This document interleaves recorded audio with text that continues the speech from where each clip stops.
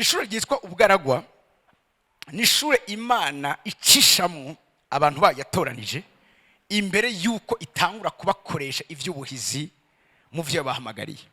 Nta muntu numwe muri system yacu ingene ivuga ntidushobora kuba mu misi mikuru tutabanje kubabazwa. Umubabaro ndiko ndavuga ni umubabaro udutegura kuba abantu bakomeye, udutegura guhangana n'ibikomeye. Urazi Dawidi cyamutumye ashobora gukonfronta Goliath ni kubera ivy'Imana yaramucishijemo. Nababwiye kandi ico namwe ico nifuza kubabwira mwaje muri kirute ya gatatu yuko utategezwa kuva hano muri nosi utandikishije amateka abazoza inyuma yiwawe bazohora biyinspirako mu gukora ibikomeye hano muri nosi. Numva mene y'abana b'Imana muri kiro kibanza. Buri muntu wese aragira igihe ciwiwe. Abraham yaragize igihe ciwiwe, Dawidi yaragize igihe ciwiwe, ariko iki ni igihe cyo uvuga ngo iki ni igihe ciwanje. Kandi turashira izina ry'iwawe iki ni igihe ciwanje jewe Claude. Somakati iki ni igihe ciwanje. Urazi abo murunganwe gwacu ntibakeneye inkuru za ba Paulo, ntibakeneye inkuru za Abraham, barakeneye inkuru zacu. Kuko ibyo ba Paulo babayemo vyatubereye ishure uyu munsi ridufasha natwe kwandikisha amateka mashasha. Tukoma tuvane gatoya ishure ry'ubugaragwa. Ubugaragwa butari budateguwe kugira ngo butwice, ariko ubugaragwa udutegura kwerekana. Ndakunda ijambo ry'Imana muri Luka igice ni cyambere umurongo wa 180 haravuga ngo nyamwana arakura, bariko vuga Yohana Umubatizi ico cyambere arakura, amaze kugura agwiza inkomezi z'umutima. Ikibazo dufise n'uyu munsi n'abantu bari immature, ingo ntimuje kurondera ahandi, ibibazo biri mu ngo ni immaturité. Dufise abakobwa bagiye kubaka bataraba mature, dufise abahungu bagiye kurongora bataraba mature. Mumbabarire rimwe na rimwe twiro tuva turi kumwe n'abantu bari immature. Uwo mwana arakura, gukura ni ikintu kiri primordial. Nimba ukeneye kuba akarenzo ijuru ikeneye gukoresha vyinshi hano muri nosi, hari ikintu cyitwa gukura. Gira gukura kuzuye. Dufise ikibazo rimwe na rimwe c'uburongozi aho tuba turi mu bikorwa vy'Imana hari immaturité. Immaturité yica ibintu byinshi cyane gose. Nyamwana arakura, gukura mbiri umuntu ati gukura birakenewe cyane gose. Uve mu by'ubwana umenye netse ijambo ry'Imana rivuga. Hari abantu mumbabarire muwo muhorangira amakansaringi mu ngo, umuntu akaza akambwira ngo haje umuvugishwa arambwira yuko umugabo tubanye atari Imana yaranteguriye. Bavyaranye abana bari muri university, mugabo umuvugishwa araje ngo wose w'Imana yamuteguriye. None ushaka ndagufashika, ngo nashaka umusengere menye neza uw'Imana ya mwizina rya Yesu. Immaturité.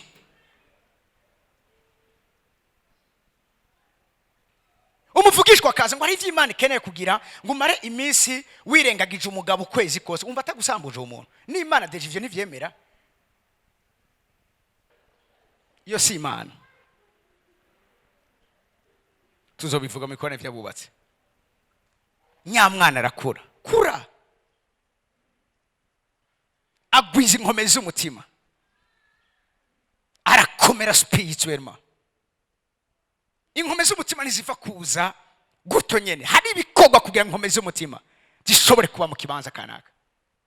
Biravuga ngo aba mu bugaragwa, he lived in the wilderness, imbere yuko yerekwa Abisirayeli. Iri jambo kwerekwa riraryoshe cyane gose. Mane majambo imbere ko atangura kubera umugisha amahanga yabanje guca mu bugara. Hari ubugara bw'Imana niryo shura nishaka kubabwira ingene usenga no kungene Imana ikwishura. Bamwe muri kiro kibanza ntibibaza yuko ni Imana yabishuye, mugabo hari abantu benshi muri kiro kibanza bagiye gutahura muri ishure ry'ubugaragwa yuko Imana yabishuye, mugabo batigeze bamenya ko Imana yabishuye. Si misi yose Imana iduha ivyo twayisavye arivyo bisobanuye ko yatwishuye. Mpagatoya ijya koti gatoya. Umutamu umwe ashaje amaze imyaka irenga 70 mu bikorwa c'Imana, aravuga ngo igihe kimwe narasenze kugira ngo Imana iminkomezi. Imana icimpa ibibazo. Aravuga ati narasenze kugira ngo Imana impubwenge. I ask God for wisdom and God gave me problem to solve. Yasavye ubwenge, Imana imuha ibibazo.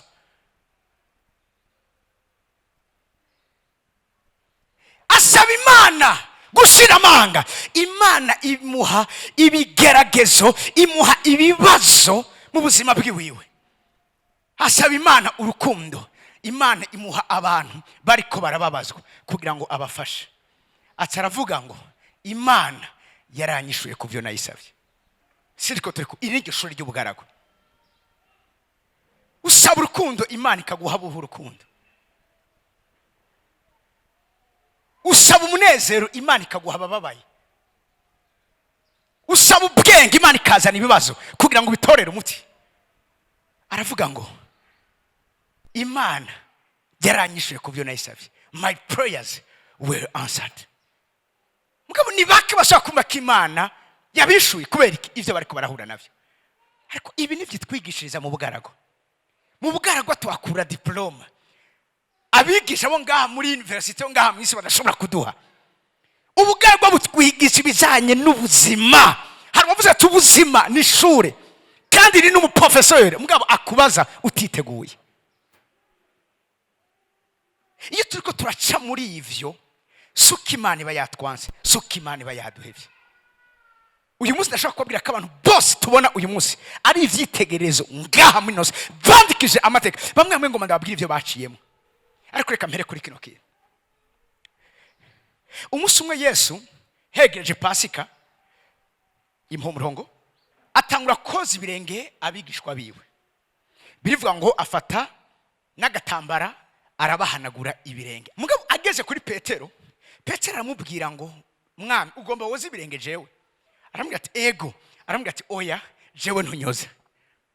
Aramubwira ati kubera iki? Ati ntushobora kunyoza, wewe urakuze, wewe urakomeye, wewe urahambaye, ntunyoza. Aramubwira ati umviriza, ni ntakoza ibirenge ntacyo tuba duhuriyeko. Petero kameme arumva ko ayo mahigwe atoyahomba. Petero Imana imuhezagire cyane. Ataramwishura ati ntunyoza ibirenge gusa, nyoza umubiri wose. Yesu aramubwira ati umvirize, nturi kuratawe ico ndikunda kora, nturi kura urumva ico ndikunda ndakora. Aramubwira ati ico ndikunda kora uyu mwanya, aha niho hantu ushaka, ico ndikunda kora umwanya ntacyo ushobora gutahura. Mugabo some days, igihe kimwe you will uzobitahura. Hariho ibintu Imana ikora uyu munsi mu buzima bwacu tudashoboka dutahura uyu munsi. Mugabo imbere tuzotahura igituma Imana yaremeye ko tubicamo. Hari abantu uyu munsi bariko barakena badatahura igituma bakenye. Mugabo hari iminsi zoza aho uzotahura igituma Imana yemeye kukena hejuru ubuzima bw'iwawe. Hari abantu uyu munsi bariko barahebwa badatahura igituma bariko barahebwa. Mugabo mu gihe kizoza bazotahura igituma bariko barahebwa. Hari abantu uyu munsi bariko bararenganywa badatahura igituma bariko bararenganywa, basenga bisonze sibagoroke Imana, ariko mu gihe kizoza bazomenya igituma bariko bararenganywa ico gihe. Hari abantu uyu munsi bariko baraba mu bihe by'amadeni ateye ubwoba, mu gihe kiri imbere bazotahura igituma y'amadeni bayagize. Hari abantu uyu munsi bariko bara experiment ibihe abantu babasezera babavako bagatandukana ntawe, ntibatahura igituma, nta cyaha wakoze, nta nakimwe wakoze. Mugabo bariko batahura igituma ivyo biriko birabo. Hari igihe rimwe na rimwe munyumvirize neza, Imana turanda service nziza iyo vyatunaniye gukora mu gukura abantu bose bimbura kimaze mu buzima bwacu, birababaza. Mugabo Imana iriko iragututurira. Abazi vy'uburimyi iyo bariko baratuturira igitoke abari kugira ngo habike gututura bagira iki? Bakura ko amashami yagize iki yumye atabuzima agifise kugira ngo agire iki, bahe opportunity ayandi mashasha kuza. Sidikora umuntu yakamba muri kino kibanza. Hari igihe nakunze kubona n'ibiti bicira kuko ntacyo biriko biramara uwo mwanya, mugabo bacice kugira ngo basubire kugiha amahigwe yo gusubira kunaga gushasha. Ab'Imana ikiratuturira barashobora kwibaza ko Imana yabahevye, mugabo Imana ikukugirira neza kuko ibitagira ikimazi irikira bikuraho mu buzima bw'iwawe. Arabwira Petero, ivyo ndiko ndakora umwana ntabishaka gutahura. Yesu aramwishura ati ico je ndiko ndakora wewe nturi bukimenye ubu. Hari ndashaka kumenya ubu. Benshi ishuri yo bariko baragiga ntabyo bashaka kumenya. Mugabo ndabwire ngo ni kubw'ineza yacu. ibi byose imana ikibikora mu rukundo rwinshi. Ndakunda bivuga ngo Jesus loved his disciple to the very end, gusika naho. Mugabo arababwira ngo ivyo ndiko ndakora uyu munsi ntabyo mushaka gutahura, ariko mugiye kizoza muzo bitahura. Iyo umuvyeyi ariko aratoza umwana, hari igihe umwana adashobora gutahura uwo mwanya. Turaba imfura ziri ngaha, ibiganza byanyu, abantu hari imfura iwabo, imfura. Okay, turaba hererezi bari ngaha.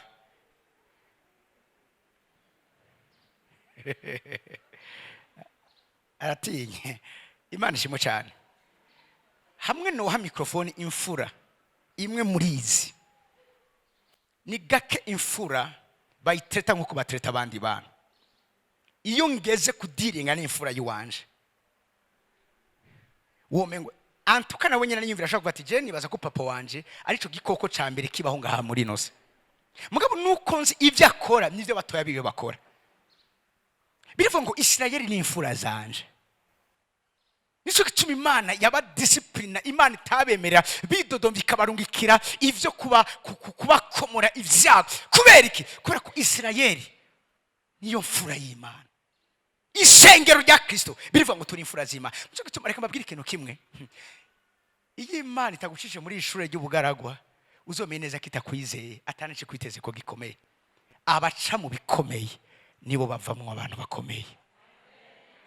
Iyo amenye haswe kunshikira mugabo ntinshikiriye na gatoya. Nari mvuze abaca mu bikomeye nibo bavamwe abantu bakomeye. Genda muri Matayo 10 gwera ku 16 ce hano gatoya. Vuga kino kinakababwira muri kirute ya kabiri. Mbwira umuntu hero ndi wote Imana ntiyaduseze, Yesu ntiyadusezeranye ko hano muri nosi ibintu byose azokwamara ibyiza. Mumbaririre. Mugabo yaradusezeraniye kazobana natwe.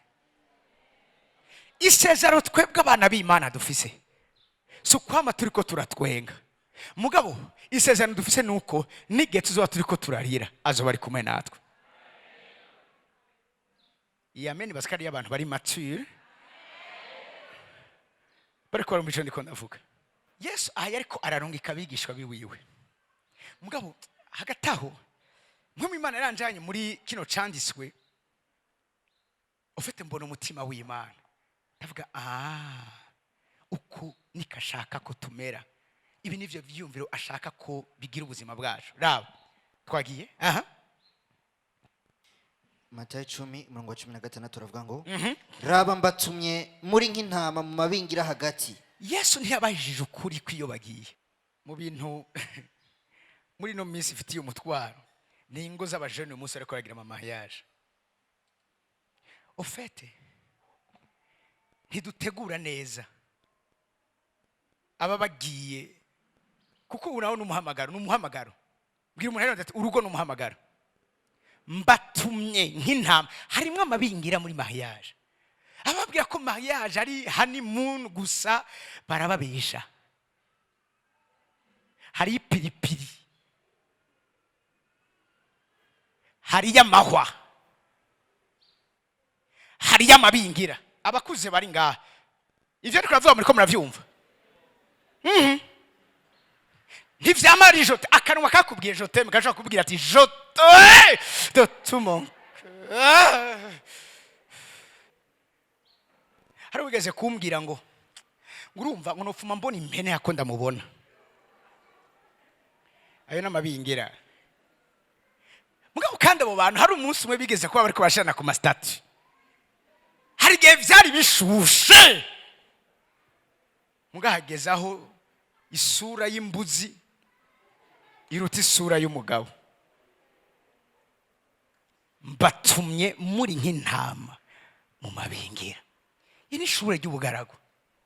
Aho uzobugiye hose, listen to this. Nishaka ndakubwire ko Imana igiye kuguha prosperity. Iyo prosperity izova mu mahwa, uzoyiharanira. Listen, Imana ntishobora, nico gituma benshi baprefera kuja kwa Satani, kuko kwa Satani uravyumva ni ya sincerite, uravyumva ni ya hypocrisie y'isukari, hakuba hariho sincerite y'ipiripiri. Satani arakuryosha ryosha bwa ati ushaka iki, andika ibyo ushaka byose. mugabo ako kanya nyene agenda kuramwo ikitagira agaciro mu buzima bw'iwawe, wowe yaguhaye ifise agaciro.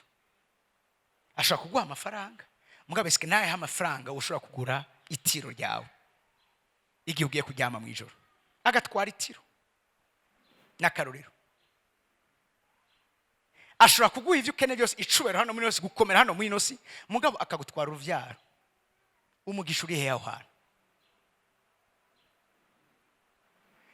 Ashobora meme no kuguha urwo ruvyaro, mugabo urwo ruvyaro bikarutwa nkaho utago wari kuba waragize. Siriko muri kumuco ndiko ndavuga. Ashobora kuguha ikintu gifise igiciro hano muri inosi, agatwara kitagira agaciro. Siriko muri kumuco ndiko ndavuga.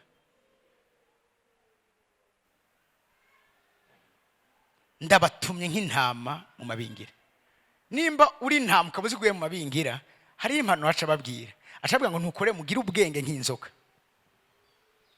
Awisha muri ifise umwanya ukwiye. Nkababwira gato y'ibijanye n'iri jambo avuga ngo mugire ubwenge. Kubera iki Yesu yavuze inzoka. Inzoka ni igikoko cankwa cane mw'isi. Mugabo nico gikoko kiri mu bikoko vya mbere birondoka, bigwira kandi vyankwa. Twese twobona inzoka nga dutora amahiri. Mugabo inzoka nubwo yankwa mw'isi, iraza ukungene ibaho muri uko kwankwa, ku buryo mu mazi iriyo, mu mashambura zisangayo, no mu nzu yawe ishobora kubiriyo. Yesu ashira babwiye tumviriza, mugiye ahantu batazobakunda, batazobakira, batazobakomera amashi. Ni business ugiye gukora mu kuri, muri honnêteté no muri intégrité, abariyo n'abantu bari corrompu, ariko nimba ugiyeyo genda ubizi neza ko ntuzokoroherwa, umenye ingene witwara. Dufise ikibazo c'abana b'Imana uyu munsi bakubitwa hasi kao, kubera iki batigeze batozwa ibijana kugira ubwenge bw'inzoka. Ariho hantu Yesu tubona avuga neza inzoka. Mugabo kandi iki naco twigisha irankwa, mugabo n'uyu munsi iguma irondoka, baratwanga mugabo tuguma turiho, baducira imanza mugabo tuguma dukomera.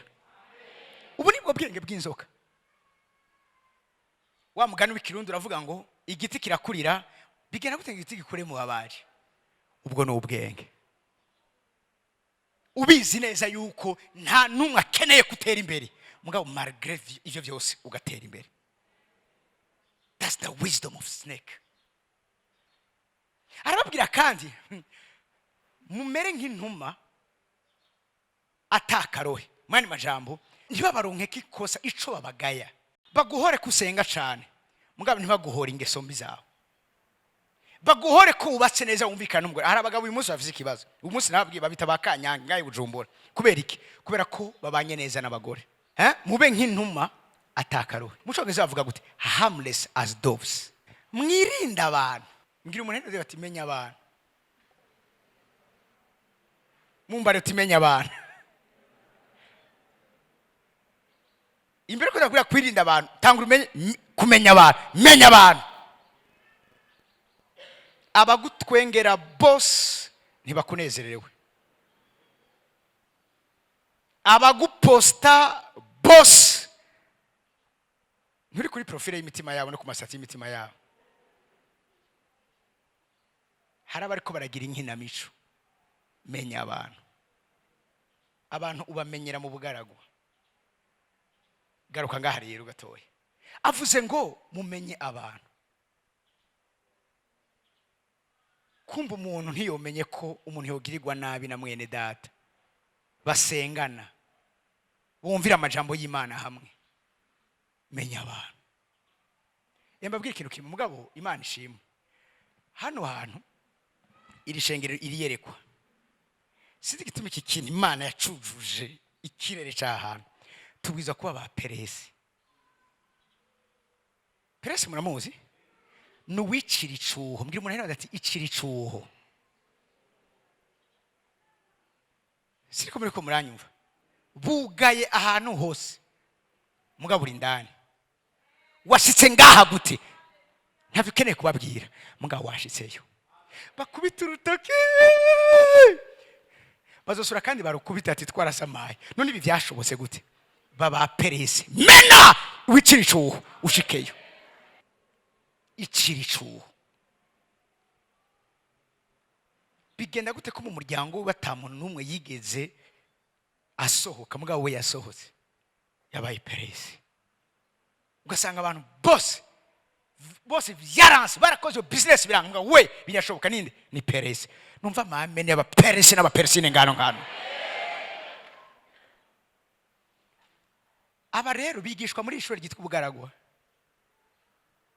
bigishwa abantu, mwirinde abantu bazobashengeza mu manza, babato nagurire mu masinagogi yabo, umviriza, ariko babwira ibibarindiriye, bazobajana imbere y'abaganza babampora.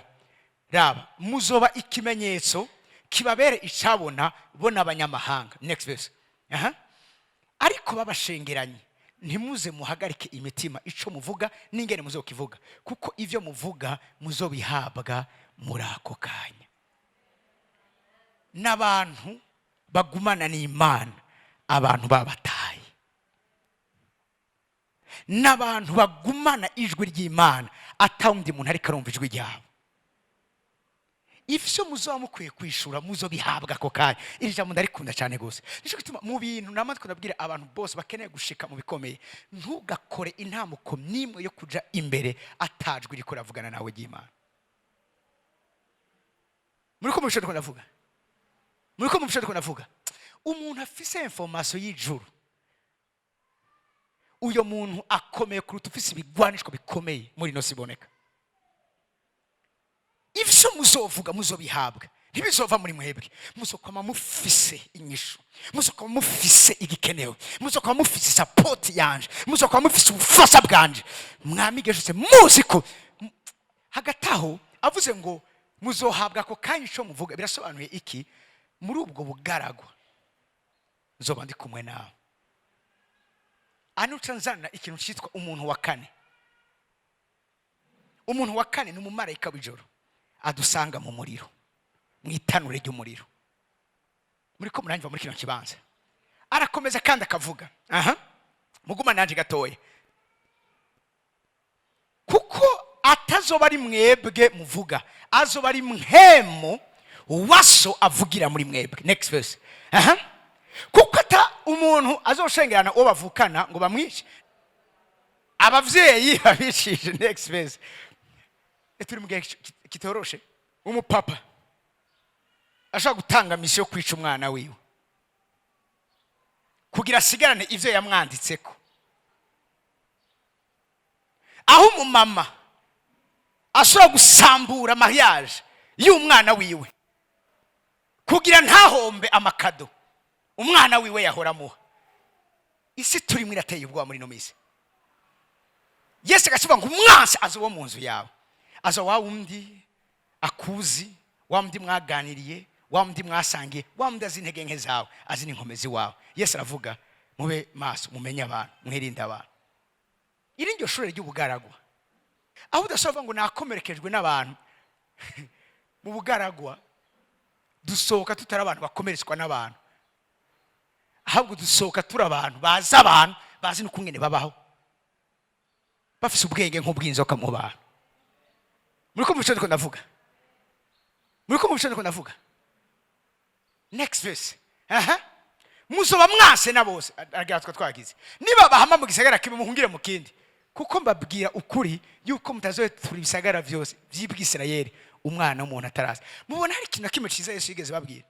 Hano mwabonye yuko bazobagira iminsi mikuru, hari ahantu mwabonye yuko bazobasasira amatapi rouge, hari ahantu mwabonye yuko bazobakirana ugweze. Ikintu cyose ari karavuga nivyo bazogenda barahura navyo. Mugabo hagati y'ivyo vyose iryo shure nibarisohokamo bazoba ari abantu ijuru ryishimira, azoba ari ivyishimo vy'ijuru ngaha minose, azoba ari abantu Imana ishobora kwizera mu bihe vyose. Ubugaragwa iyo tubusohotsemo turerekwa Abisirayeli, turagaragazwa mu Bisirayeli. Mwani majambo Imana heza ikaduhishura. Abana kwazi none urya muntu biyavuga yabikuye he, burya butunza afise yabukuye he, urya muntu kakunzwe n'abantu byagenze gute, urya muntu ko byagenze gute, urya muntu kivya kora byose bigira umugisha byagenze gute. Si kubera ikindi niko akufise diplome yo mu bugaragwa. Imbere ko tuja mu bijanye vy'iminsi mukuru, ndashaka kumumenya neza kino kintu yuko nta misi mikuru. Mbabwire hari umugani baca mu Congereza, mu Kirundi bawusigura gutya: ntushobora gukora umurete utamenya amagi. Mwavyumvise? Hari umuntu muzi amaze gukora umurete atamenya amagi. Imisi yose iyo ubonye uriko urafungura umurete imeze neza, iyo ariyo yose uzomenya neza ko hari amagi yamenetse. Imisi yose Imana ikeneye kudutegura nk'amamurete, abantu bafungura kumva baguwe neza, tugakomera ku munezero abantu. Imana imanza kutubriza, kutumenagura, kutujanjagura. Biriga kivuga mu Baheburayo ngo uyo ni Kristo Yesu yigishijwe kubaha Imana n'ivyo yaciyemwo n'imibabaro yiwe. Imibabaro irafise uruhande gwiza dukene ku buzima bwacu, aho tuba abantu bakomeye hano muri Yesu. Ngo ndangizere kuno murongo kuno gena Maheburayo 11 kamwe ngo ndabasigire uno mugabane. Sinzi ntagire umuntu azoba yumvise ino message azova muri buno bugingo wenyene ubwiwe atandikije amateka y'ubuzima bwiwe hano muri Nosa. Nabaje akabazo gatoya muri kiriti ya kabiri, reka namwebwe ndakababaza. Uhora wiyumvira amaziko yawe ukumwe nazo bameze? Mbariza umuntu hano ndabati uhora wiyumvira amaziko yawe ukumwe nazo bameze? Reka tuzopfa. Nagomba ndabibutse ko twaravutse kandi tuzopfa. Ari gitaho mu minsi imbere kizosohoka. Haro principe imwe mvuga. Reka mabwira akantu gataho mbwiza kumenya. Nimba uyu mwanya widegemvye, nimba uri umunyabwenge, ni witegurire ingene uzobaho ufunzwe. Ntakunde yibabwira nasimwe mwaje. Imana yarabangikanije ibihe bibiri. Habaye kuvuka uwavutse wese yitegurira gupfa. Cyo tuma umunyabwenge ategura urupfu rwiwe. Uwapfuye nawe yitegura kuzuka. Ukenye yitegurira iki? Gutunga. Utunze nawe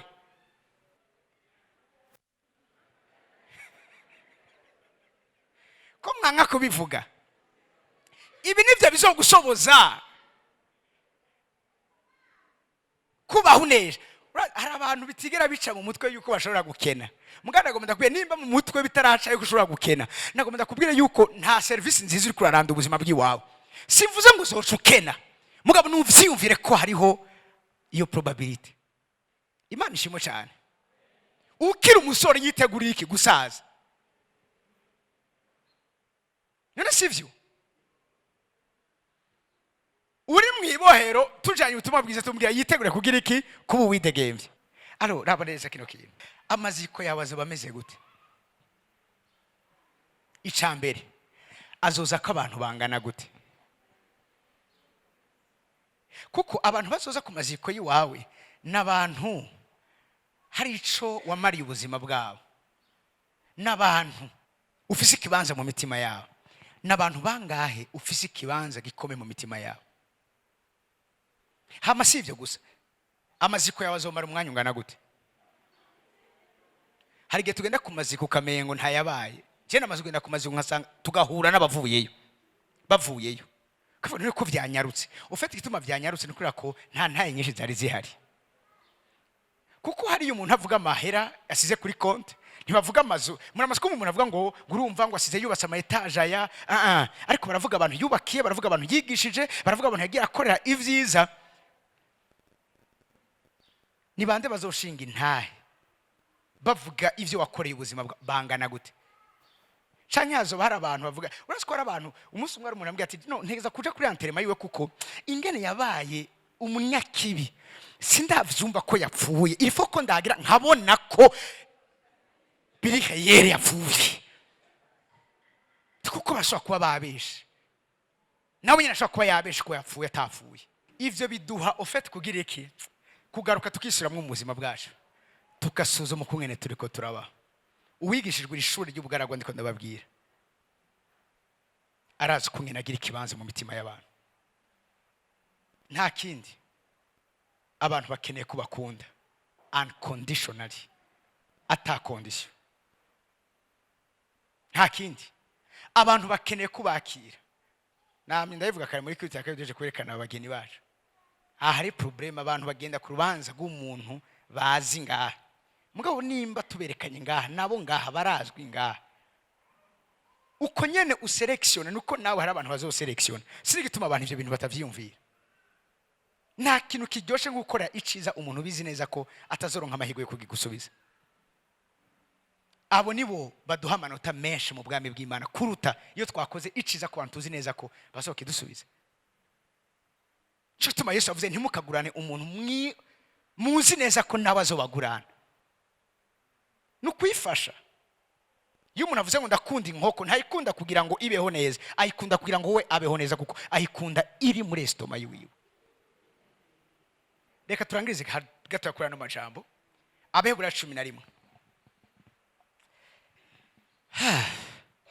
Mvuga ikindi kuko igihe cyondengana ndondoye ivya Gideyoni. Navuga ngo hamwe notangura kuvuga amateka ya Gideyoni, it will take long. Bizofata umwanya munini. Hamwe uyu mwanya barako baravuga amateka yiwawe, bofata umwanya ungana iki bariko barayavuga. Hari umuntu mu minota 3 gusa waje kuvuga ubuzima bwiwe bwose. Shaka kuba mu mutigiri wabo bantu. Ndashaka kuba umuntu umviriza abantu baburi imyanya yo gushikiriza intahe zabo bivanye n'isho wabaye mu buzima bwabo. Namatiko ndayivuga iyo kameme yabaye ikintu gikomeye mu buzima bw'iwanje. Anterema ya Bermere wanje yatunze abantu 54 ari umupfakazi, ari umwigisha muri primaire. Kuryama barakurakuranwa, barahana isaha. Umwe akabati iyi saha abana akane bazo baryamye, abasigaye ni mucema murasenga, iyo saha iheze abandi bakaja kuryama. N'uyu munsi atariho barakubwira ngo yaba yarariho ngo ikintu cyari kuba cabaye. Yabayeho ari umuntu mu porte bonheur ku bantu bose. Umunsi umusizo kameme ishokira it's a mind blowing.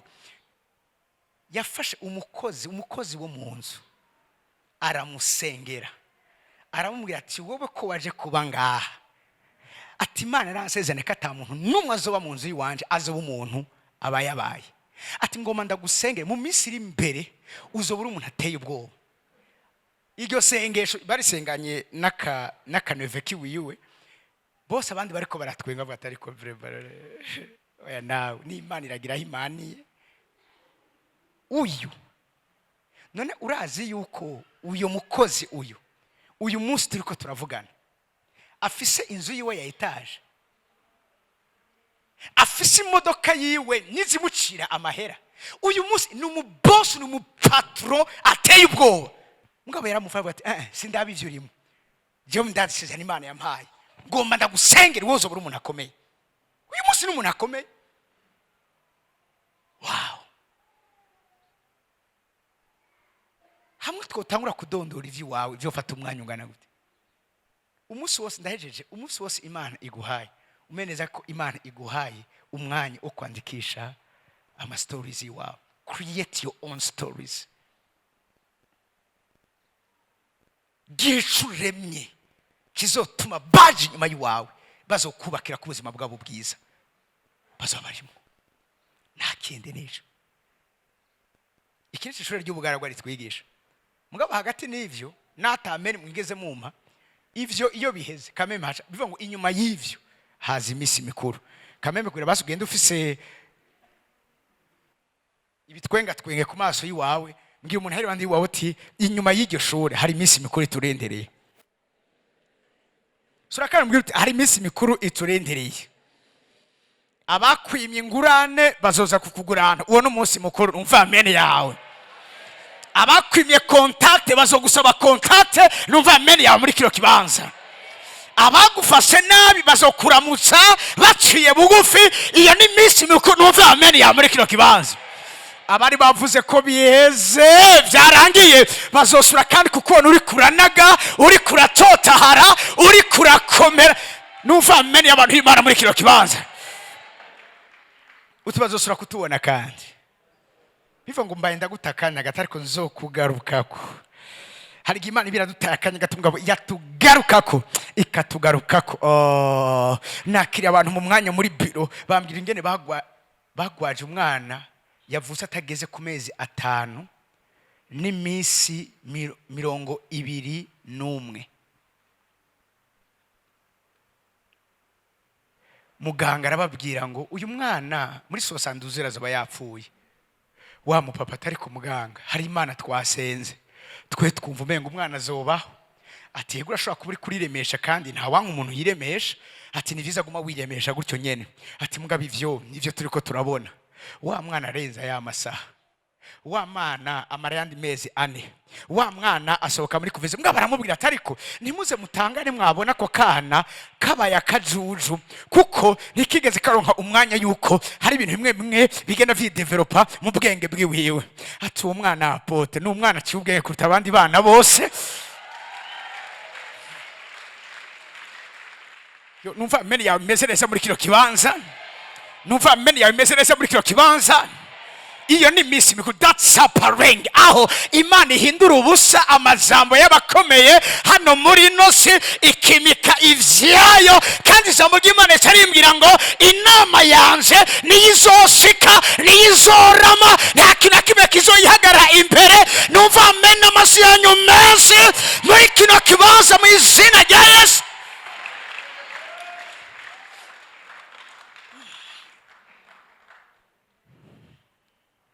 Gira umuntu hirandi wawe turahejeje ati mbwa butane kano kantu abantu sibomana. Uhaguruke ku maguru yawe sibomana. Sura kana mubwira uti sibomana.